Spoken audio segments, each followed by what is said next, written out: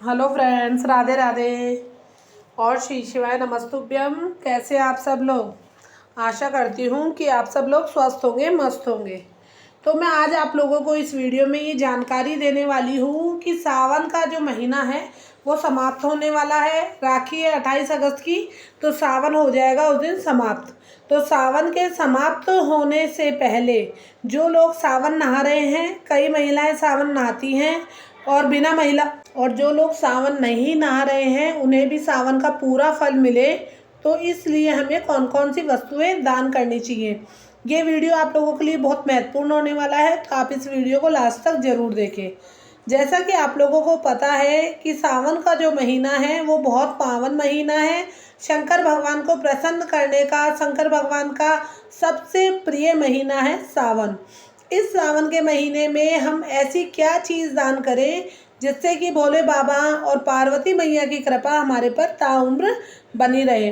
तो जब सावन का महीना समाप्त होने वाला है तो उससे पहले हम लोगों को कौन कौन सी वस्तुओं का दान करना चाहिए, वो मैंने सुहाग की जो सौभाग्य की वृद्धि के लिए दान करना चाहिए वो मैंने पहले ही आप लोगों को बता दिया। अब मैं आप लोगों को बताने वाली हूँ ऐसे दान जो करने से आप लोग अगर पूरे सावन में अब जो बचे हुए दिन है उसमें करते हैं तो आपको अपार मतलब लक्ष्मी की प्राप्ति होगी अपार, और आपके घर में सुख समृद्धि की बढ़ोतरी होगी।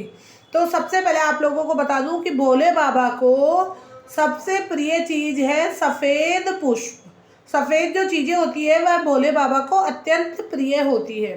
तो हमें सावन में सफ़ेद चीज़ों का दान जरूर करना चाहिए। सफ़ेद वस्त्र आप दान करें, आप सफ़ेद वस्त्र दान करें, सफ़ेद दूध दान करें ज़रूरतमंद को, दही दान करें, शक्कर दान करें, चावल दान करें। हो मिठाई में अगर आप सफ़ेद रसगुल्ले दान कर सकते हैं तो वो दान करें। सफ़ेद चीज़ों का अगर आप इस सावन में दान करते हैं तो आपके घर में सुख समृद्धि की वृद्धि होती है। आप दूध 1.25 किलो की मात्रा में दान करें, जितनी आपकी श्रद्धा हो उतना दान करें, लेकिन अगर हो जाए तो जहाँ तक है 1.25 किलो दूध का आप जरूर दान करें, क्योंकि भोले बाबा को सफ़ेद रंग अत्यंत प्रिय है। तो इस महीने में जो भी सफ़ेद रंग की चीज़ों का दान करता है उससे भोले बाबा अति प्रसन्न होते हैं और उन पर उनकी कृपा हमेशा बनी रहती है और घर में अन्न धन के भंडार भरे रहते हैं।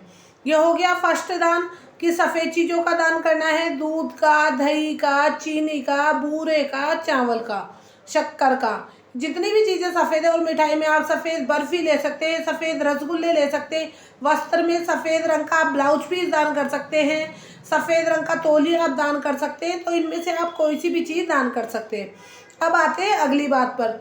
दूसरा जो चीज़ है भोले बाबा को अत्यंत प्रिय है वह है बेलपत्र और शमी पत्र। भोले बाबा को बेलपत्र और शमी पत्र अत्यंत प्रिय है।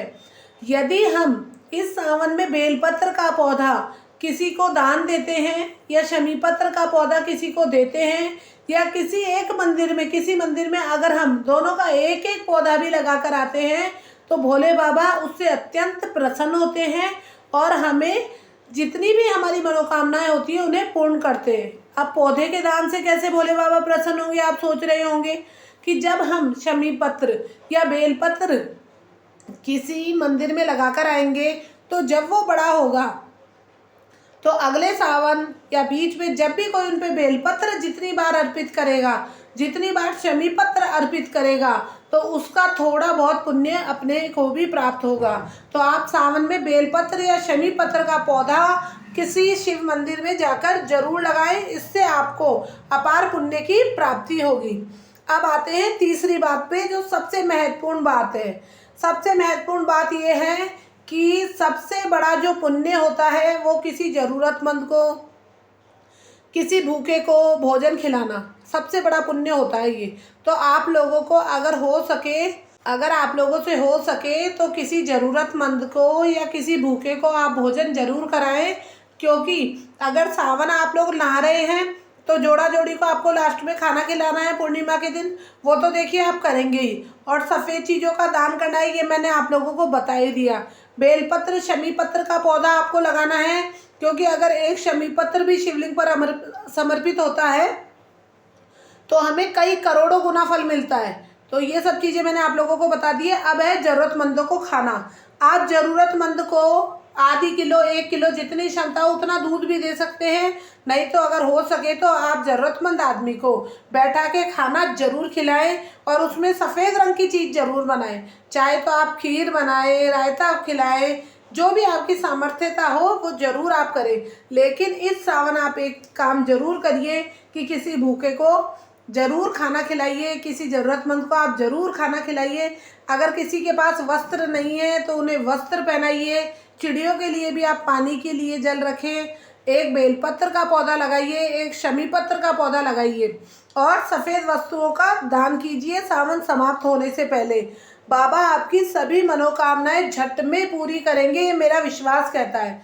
क्योंकि जब हम विश्वास के साथ कोई अगर काम करते हैं ना तो वो हमारा ज़रूर पूरा होता है। और आप लोगों को इनमें से अगर जो भी काम आपसे बन पड़े कि आप पौधा लगा सकते हैं तो पौधा लगाएं, अगर आप सफ़ेद वस्तुओं का दान कर सकते हैं तो दान करें, और अगर आप किसी ज़रूरतमंद को भोजन खिला सकते हैं तो भोजन खिलाएं। किसी के पास वस्त्र नहीं है उन्हें वस्त्र दे सकते हैं तो वस्त्र पकड़ाएं। और सुहागन महिलाएं सुहाग की सामग्री पार्वती मैया को भी अर्पित करें और किसी मान धान को भी आप सुहाग की सामग्री जरूर दान करें इस सावन में। इससे सुहागन महिलाओं के सौभाग्य में वृद्धि होती है। ये जितने भी दान मैंने आप लोगों को आज वीडियो में बताए हैं, इनमें से एक भी दान अगर आप करते हैं तो आपकी मनोकामना जरूर पूर्ण होगी। आप विश्वास के साथ ये काम करें। और अगर श्रद्धा से कोई काम करा जाता है तो वह भोले बाबा को जरूर स्वीकार होता है। ये तो आप लोगों को पता है। बाबा तो एक लोटा जल से भी प्रसन्न हो जाते हैं, लेकिन हमें कुछ दान पुण्य, इतना पावन महीना चल रहा है तो कुछ दान पुण्य तो करने ही चाहिए। इसलिए मैंने आप लोगों के लिए वीडियो बनाई है। तो अब लास्ट में जय श्री राधे, राधे राधे, श्री शिवाय।